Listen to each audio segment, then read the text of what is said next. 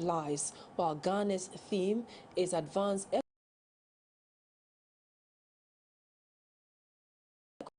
equity, build resilience. Malaria is a preventable and treatable disease that continues to have a devastating impact on the health and livelihoods of people around the world. In 2020, there was an estimated 241 million new cases of malaria and 627,000 malaria-related deaths in 85 countries. More than two-thirds of these deaths were among children under 5 years of age living in WHO African regions. Last year in Ghana, 41% of outpatient department OPD attendance was due to suspected malaria, out of which 5.7 were confirmed cases, and this accounted for 20% OPD cases. The National Malaria Control Program, NMPC, is hoping that the high malaria rate in Ghana would drop by 10% in 100 districts across the country by 2025. There's a lot of work that needs to be done as far as the number of malaria episodes or the number of cases are concerned, as well as the admissions.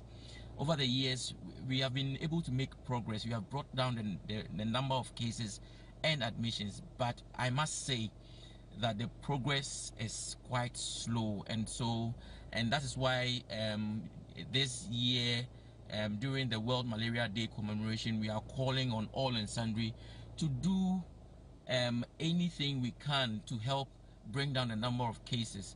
Ghana has about 6 interventions being handled by the National Malaria Control Program, and these include the insecticide-treated mosquito nets, vector spraying, indoor residual spraying, chemoprevention of seasonal malaria (CSM), sulfadoxine pyrimethamine (SP) for pregnant women, and anti-malaria drugs, among others. The World Health Organization, WHO, is therefore calling for investment and innovation that will bring new vector control approaches, diagnostic, anti-malaria medicines, and other tools to speed up the pace of progress against malaria. The new approach is the RTSS malaria vaccine, which was introduced by the WHO and piloted in 3 African countries, including Ghana, Malawi, and Kenya in 2019. 3 years into the 4-year pilot and implementation of the vaccine, the WHO late last year, October 2021, approved the extensive use of the vaccine.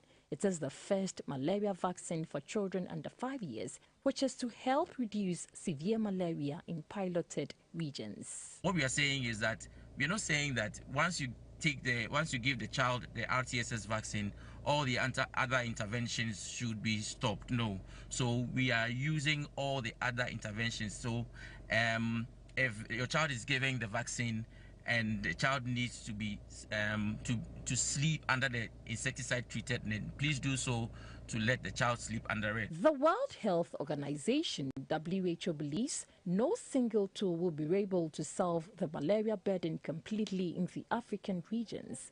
It therefore calls for urgent and concerted action to set the world back on the path towards achieving the 2030 target of the WHO's global malaria strategy. For GBC News, Mavis Ofechampong reporting.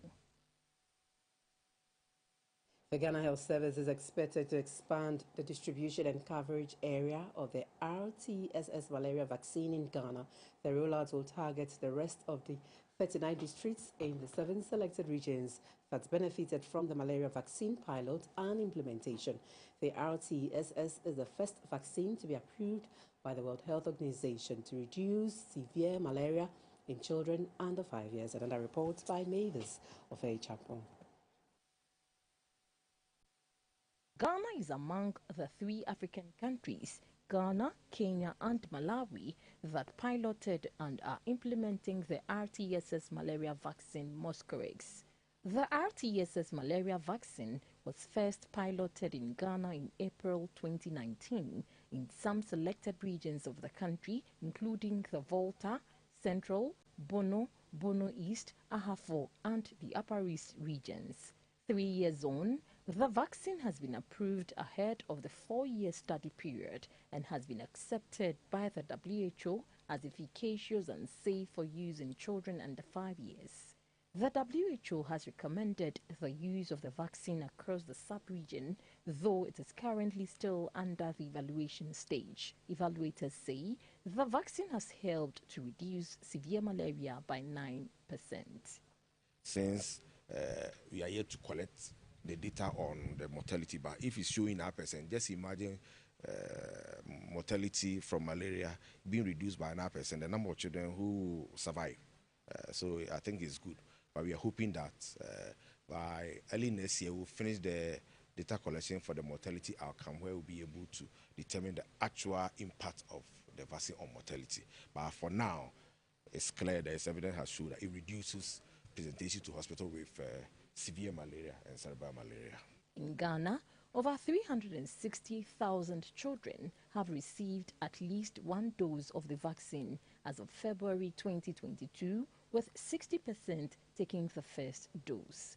The vaccine is an add-on to the number of already existing proven interventions by the National Malaria Control Program (NMCP).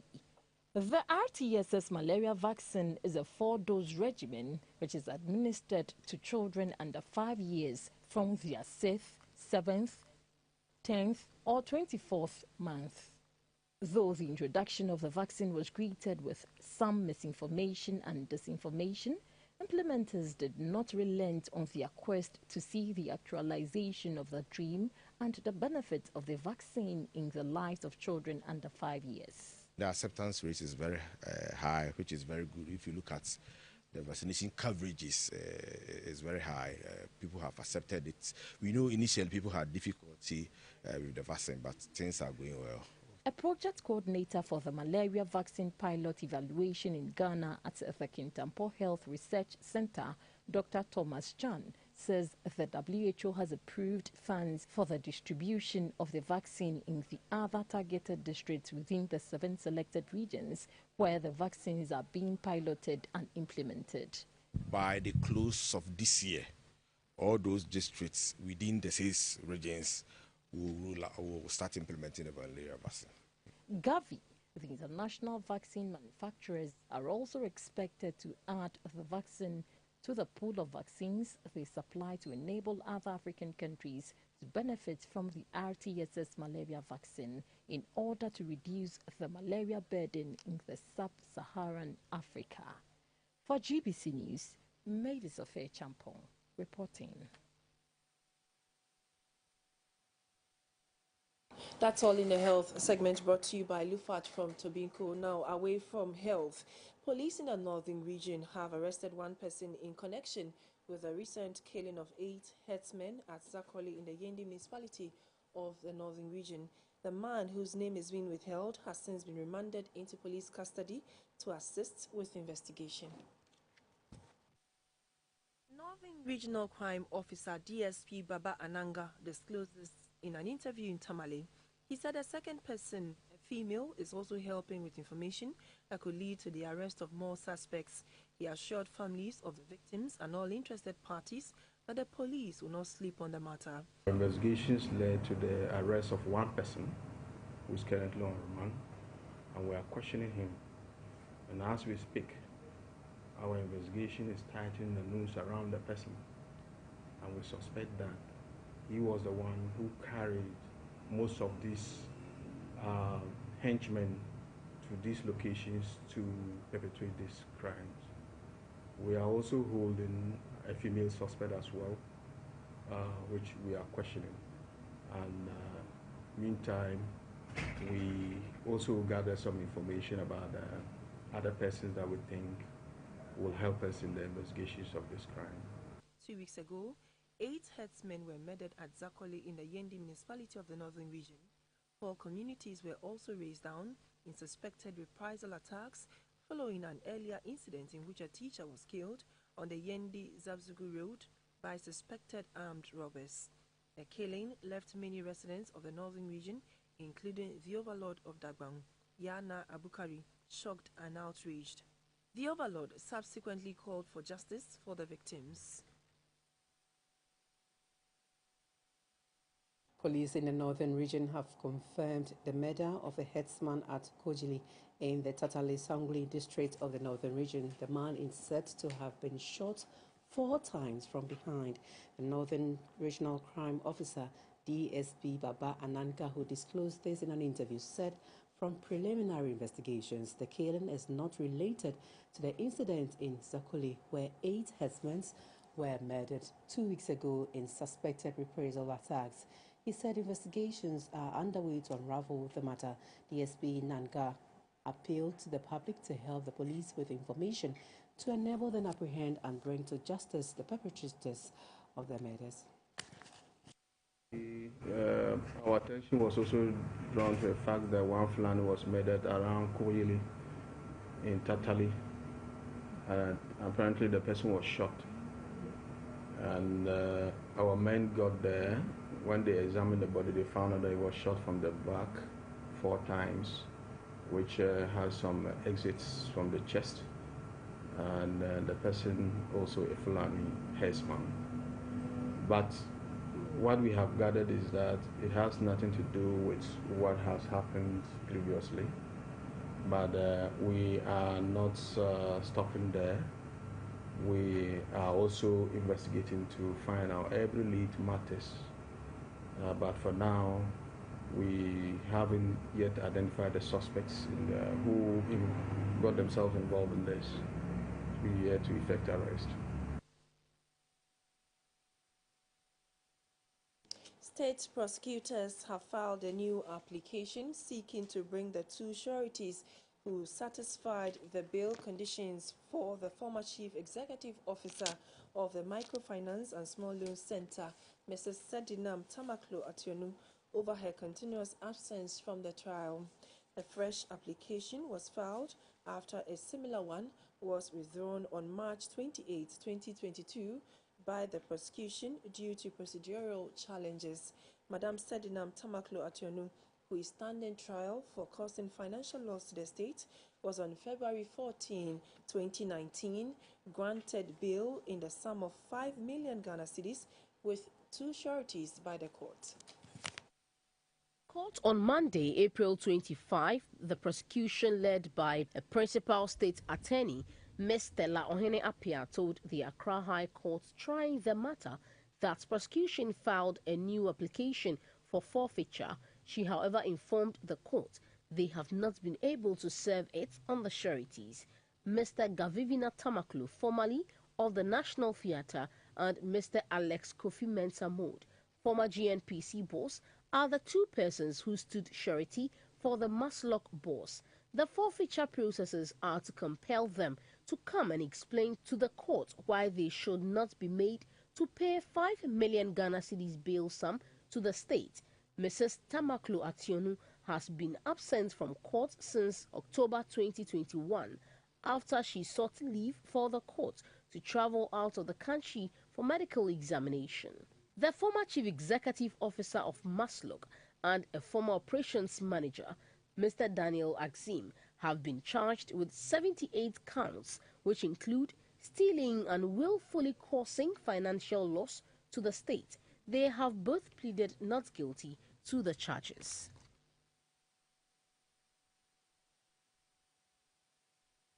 With the rise of political fragility and armed conflicts in the sub-region, a 3-week training program on counter-kidnap is underway at the Kofi Annan International Peacekeeping Training Center in Accra. The United Nations Office of Counter-Terrorism is to improve on the capacities and capabilities of member states to manage, investigate and negotiate offences of kidnap for ransom. The training will focus largely on safe resolution of hostage situations, the safety of the hostages, authorities involved and the public at large. Intercommunal violence, poor governance, ethnic rivalry, and poverty are major threats to peace and security in the sub-region. The rise in tensions comes along with the risk of an increase in kidnapping incidents. Kidnap for ransom causes untold misery and has a life-changing impact on victims and their families. To counter this threat, the experts tell us that this will demand common and coordinated efforts. For this reason, The 3-week training program is being held in Accra. It will be delivered by expert trainers from the National Crime Agency of the United Kingdom and the Swiss Federal Police of Switzerland. This is an opportunity for an ongoing dialogue, fostering closer working and diplomatic relationships between national and international partners. The key elements of the training are to provide a current overview of the threats posed and trends, examine the command structure of a kidnap investigation, and identify partner agencies both locally and internationally to support investigations. The UK and the UN jointly collaborate with the countries in West Africa in particular to combat serious and organised crime and in particular kidnap for ransoms. Togo, Benin, Mali, Niger and Ghana are the participating countries in this program. The session, under the guidance of the United Nations Office of Counter-Terrorism, is to strengthen the national response of law enforcement agencies in preventing and combating kidnapping and increasing the interoperability with international partners. For GBC News, Yaira Lawe reporting. World Book and Copyright Day was celebrated today in Accra. World Book Day, also known as International Day of the Book, is an annual event organized by the United Nations Educational, Scientific and Cultural Organization to promote reading, publishing and copyright. The first World Book Day was celebrated on April 23, 1995. More than 100 countries around the world celebrate this global event to encourage young people to discover the pleasure of reading. World Book and Copyright Day was first observed by UNESCO on 23rd April 1995. The date holds a special significance as it marks the anniversaries of death of two of the world's greatest writers, William Shakespeare and prominent Spanish chronicler Inca Garcilaso de la Vega. UNESCO has marked 23rd April as an annual event, also known as World Book Day. On this day, the UN agency's decision is to honor these authors. In Accra, a public discussion on the roles of stakeholders and prospects of the title year has taken place. It was announced that the Greater Accra region has been named UNESCO World Book Capital for 2023. As the 23rd city to be selected since the UNESCO World Book Capital program began in 2001, Accra will organize activities to encourage a general culture of reading while celebrating the power of books. As part of the duty ahead, Greater Accra will also reinforce school and community infrastructure and implement institutional support for lifelong learning. Through its participation in this UNESCO program, the region is also to raise awareness about freedom of information and expression and their significance.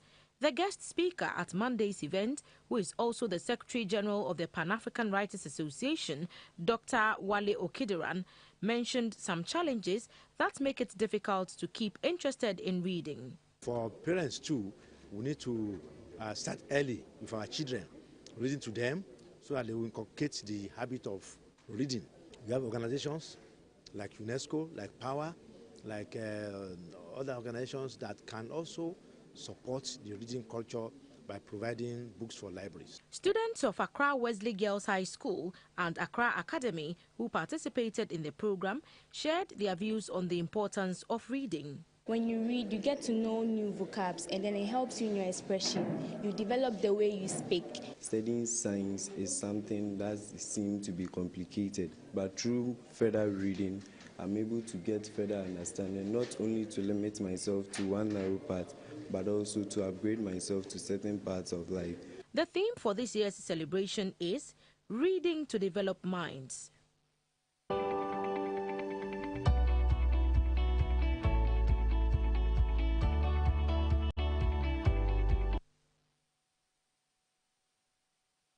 Time now for a special report. The Asantis have a variety of finger-licking dishes, some of which are fast fading away, if not already lost on the youthful generation.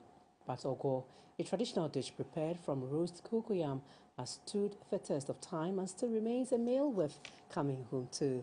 From the Ashanti region, GBC News today turns on the light bulb on this finger-licking traditional dish called Ogo. For many youth of today, mashed ripe or unripe plantain, as well as mashed boiled yam mixed with palm oil and garnished with cooked egg, remain the only such traditional dishes of their kind on the roll call of traditional meals in the Ashanti region. Similarly, these generations could also be familiar with roast plantain, taro or yam, but certainly not the crispy, delicious meal prepared from mashed roast cocoyam mixed with palm oil.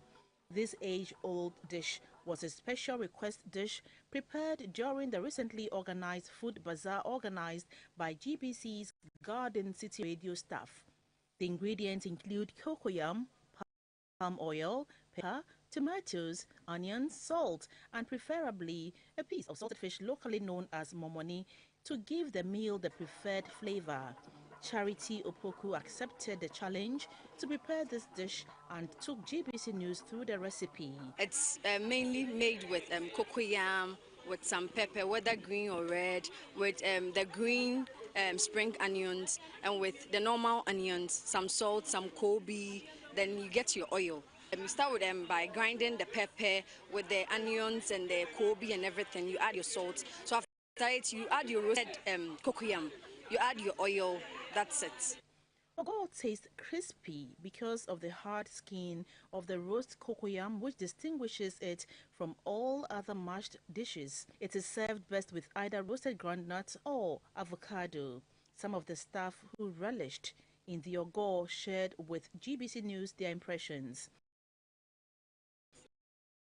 It tasted very nice, and I tasted momoni too, so it was very nice. Of course, I'll be the first time in the house. So this is my first time experiencing ogoro, that's cocoyam eto. It is mostly prepared and sold by women engaged in the sale of roast yam, plantain, and cocoyam. It is prepared only on demand. Ogo is now becoming a preferred meal for lunch by both sedentary and manual workers, as it keeps one going for an appreciable longer period of time. You're still watching News Hour Live on GBC News, your news and governance channel. Some of the traffic lights at the various intersections in Kumasi, Ghana's second largest city, are faulty or out of order. This poses danger as some motorists throw caution to the wind and drive the way they want. GBC News takes a look at the situation. A visit to some of these traffic lights in the city showed clearly that many are faulty or have been out of order for months. While in some cases only one side of the traffic light is working, there are cases where it is only the pole that is visible. The bulbs have been removed. One of the places GBC News visited was the Babayara Stadium traffic intersection. Here, the traffic lights distribute traffic to the stadium, which gets very busy during football matches. In that same area are located two large churches, the New Apostolic Church and the Calvary Methodist Church. A very popular drinking spot and a restaurant are also located not far from the intersection. Just close by is a garage. One factor that compounds the traffic congestion here, almost all the Kumasi-Accra passenger vehicles coming to Kumasi or moving out of the city from the new plant at Asokwa pass through the said intersection. Since the traffic lights went off, a number of accidents have been reported. GBC News gathered from residents that a contractor who the KMA has outsourced to maintain or repair the traffic lights appears to have abandoned the work. It's about 3 years now since this traffic light stopped working. Because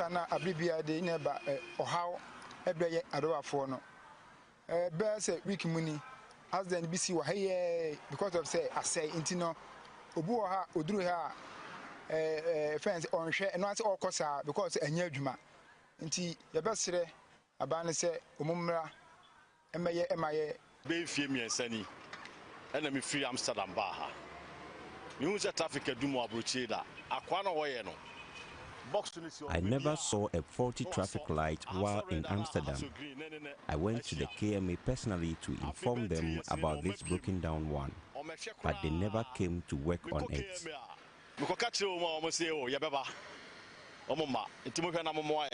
This light, I don't know, for a year now, it's not working. The longest time it has worked is just about 1 week. It goes off. 6 months to 1 year, nobody comes to do anything. We've reported to KMA. They are saying this is for some company. I think they're giving it out to a company to do the servicing, but we don't know the company. At the Cocoa Board A Live shopping mall, the faulty lights have been left to their fate. The bulbs have been removed, leaving only the poles standing. The danger posed to pedestrians and motorists is serious. The information on the streets here is that these traffic lights went off when the electric cables in them were stolen, and nothing has been done about it. GBC News visited the office of the KMA to ascertain the information gathered, but the attempt was unsuccessful because the KMA workers are on strike.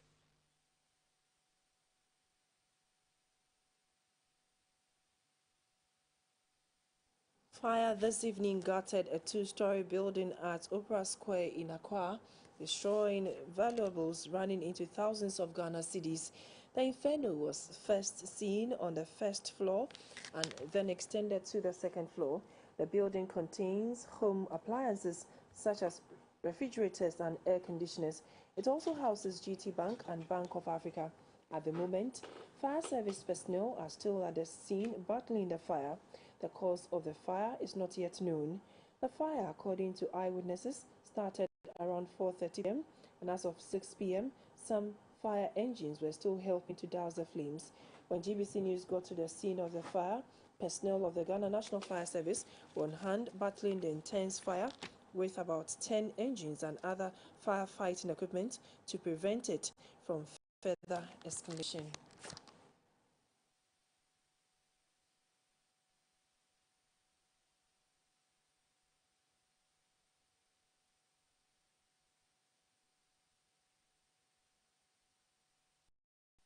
You are watching News Hour live on GTV and GBC News. We are back after this break. Stay.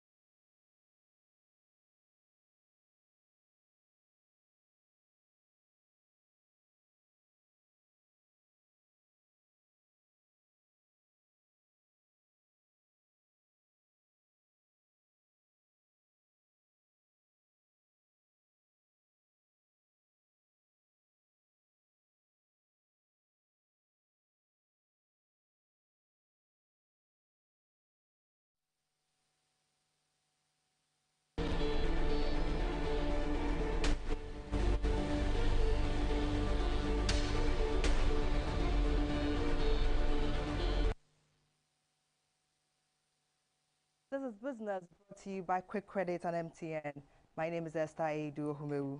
As part of the West Africa Automotive Hub project, the Aboso Kai spare parts dealers will be relocated to Afinya in the Greater Accra region. This, according to the regional minister, Mr. Henry Korte, is part of the new phase of making the region an attractive tourist and industrial destination in Africa.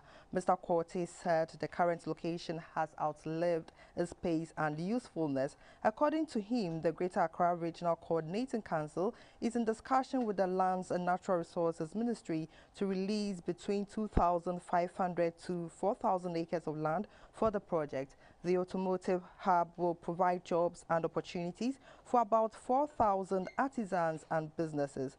Over 22,000 spare parts dealers are expected to be relocated to Afinya in the Greater Accra region when the new automobile hub is completed.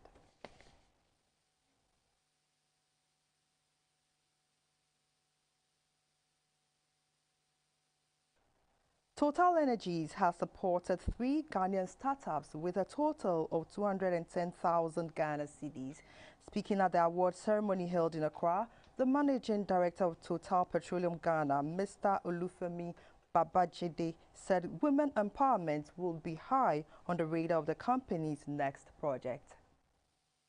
It is 7 years now since the Startup Award scheme was established by Total Energies. So far, 34 African countries with 102 winning projects had participated in the Startups program.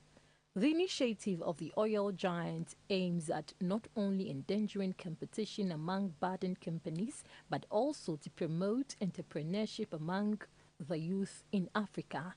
A Deputy Minister for Energy, Andrew Ejapa-Mensah, asked players in the energy industry to help secure energy adequacy in Ghana and use it as a catalyst to create more jobs for the youth. I will urge companies like Total and the big players in the space who are moving away, that stay focused. Yes, by all means, let's work towards building new energy sources, but let's not take out the investment from the fossil fuel space, because there's still some investment that is required in there to ensure that our energy security is assured. The Managing Director of Total Petroleum Ghana, Mr. Olufemi Babajide, said as part of the company's corporate social responsibility, women football in Ghana would be supported. Our second main initiative is to empower women. In addition to providing support to the youth, empowering women is another area that is important to us. The group has championed women-centered projects like the Total Africa Women's Cup of Nations to advance women's football in Ghana and across the African continent. We also support women programs both inside and outside of the company to enable them progress in the workplace. Ms. Andraina Appiah-Janimo won the Best Business Creation Award, a project focused on sanitation. Plastic waste is a very big problem that Ghana is facing, and generally to the world too is facing this problem. Total Energies has seen the potential in this project, and they would like to help me make the impact I seek to do. The CEO of Aquafresh, Mr. Matthias Charles Yabi, was the winner for the Best Startup Award. Reducing post-harvest losses and promoting food security in the agri sector was at the center of his project. With this prize and Total Energy support, we are looking at expanding to another community by the end of this year. Anakwoka Adazabra is the CEO of Farmio, who won the Best Female Entrepreneur category award. She encouraged farmers to apply organic fertilizer to their crops in order to reduce negative effects of chemicals on their produce. Let's not become too comfortable where we are. Let's go out there and do great things, because we are going to be the power. We are the next generation, and we are going to bring out people to look up to us. Each of the 3 award winners received 70,000 Ghana cedis. This third edition of the Startuppers received over 120 applications from 32 African countries. The award winners will receive an extensive media publicity and 1-year business coaching to help them grow their businesses. Total Energies has been operating in Ghana over 60 years and 90 years on the African continent. To some news, the board of Twitter has agreed to a $44 billion takeover from the billionaire Elon Musk. Mr. Musk, who made a shock bid less than 2 weeks ago, said Twitter had tremendous potential that he would unlock. He also called for a series of changes, from relaxing its content restrictions to eradicating fake accounts. The film initially rebuffed Mr. Musk's bid, but it will now ask shareholders to vote to approve the deal. Mr. Musk is the world's richest man, according to Forbes magazine, with an estimated net worth of $273.6 billion, mostly due to his shareholding in electric vehicle maker Tesla, which he runs. He also leads the aerospace firm SpaceX. We'll take the interbank and commodity figures for that.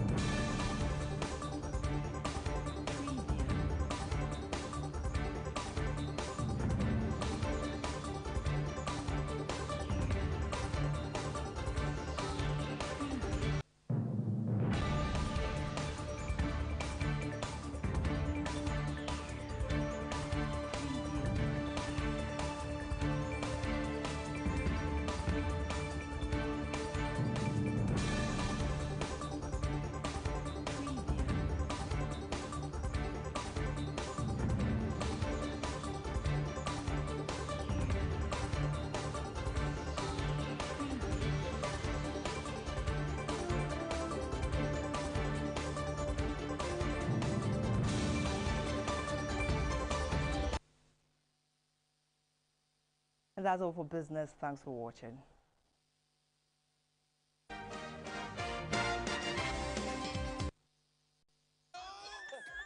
It's on my nephew. Wow, this place has changed, yo. Yo, Ajma, look at you all grown up, yo. Some things never change, like Gino's quality recipe that gives my food that rich color, unique natural taste every time. Smells good, yo.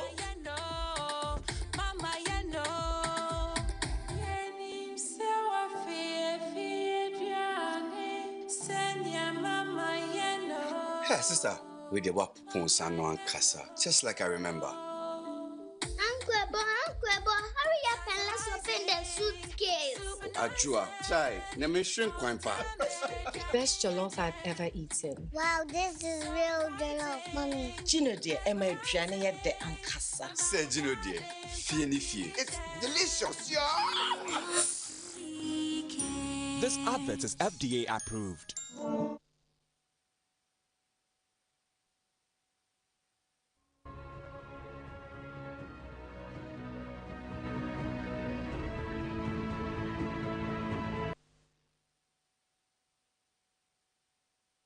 Hello, good evening. You're live on News Hour with Mabel Anna. This is the energy segment. The Public Utilities Regulatory Commission, PULC, received 10,987 complaints from utility consumers in 2021. Customers of the Electricity Company of Ghana, ECG, submitted the highest complaint. The Director of Regional Operations at PULC, Alhaji Abukari Jabaru, who disclosed this at a training program for journalists, said of the number of complaints, the Commission managed to resolve 10,701, representing 97.49% of the cases. Complainants lodged grievances on various issues at the Commission. Majority of the customers reported damage to property, unlawful disconnection, payments, quality of service, metering and billing challenges. Complaints against ECG were 6,470 and 6,343, representing 98.04% were resolved. The Director of Regional Operations at PULC is Alhaji Abukari Jabaru. From our records, what tops our complaints is quality of service. That is outages, that is low voltages, that is phase-offs. And this all has to do with then strengthening the network, and that comes with investment. And that is what largely So we only see some gradual, sometimes increase in some complaints when we announce tariff, for example. You see billing comes in because, or maybe when there's a change in the billing system, like the time ECG had this CMS system coming, people didn't understand their bills, so they were complaining. If you look at, there was the year of Suminya Kroba case, for instance, there were a lot of billing complaints that came alongside, and when I was doing the analysis, you see that it was highlighted in that one to stand out because there were shared communities, and ECG had to do adjustment over 3,000 to 5,000 customers. So that would have bloated the number of complaints that we had in the billing. Ghana Water Company had 1,398 complaints against it, and the Commission resolved 1,380, representing 98.71%. There were 2,995 complaints against the Northern Electricity Distribution Company, NEDCO, of which 2,854 were set. Energy analyst Dr. Yusuf Suleimana says the Ghana National Petroleum Corporation GNPC's vision of becoming a standalone and world-class operator by 2027 is not visible in view of its past performance towards the goal. The corporation has already failed to attain the standalone target in 2019. Speaking with GBC News in Accra, Dr. Suleimana said the vision will be a mirage if GNPC continues to operate the way it has in the past. The overarching strategic goal of the GNPC is to become a standalone operator by 2019 and a world-class operator by 2027. In pursuit of this goal, the corporation adopted the Accelerated Growth Strategy in 2012, anchored on 4 key pillars: building capacity and expanding activities, replacing and growing reserves, efficient capitalization and optimum participation, and catalyzing local content development. With incorporated subsidiary Exploration and Production Company Limited, Exploco, GNPC is participating in incorporated joint ventures with commercial interests held by Exploco. Energy analyst Dr. Yusuf Suleiman said GNPC is unlikely to attain the world-class operator goal by 2027. Standalone operatorship is a beautiful idea because that should be the bane of every NOC, so that you can have control over these resources that you have. But 2 things are required for every corporation or every entity or establishment to become a standalone operator. So far as upstream business is concerned, number 1, you need the state-of-art technology, to be able to champion that. Number 2, you need capital, the required investment to catapult you into a standalone operatorship. So if you are not able to raise the required capital or put in the necessary investment, and you don't also have the technical know-how to be able to handle that, then you cannot be a standalone operator. And I think between these 2, I will rate capital or investment as the key. Analysts hope that with the change in leadership, the corporation's strategic goal will be. We bring you some data on power national generation.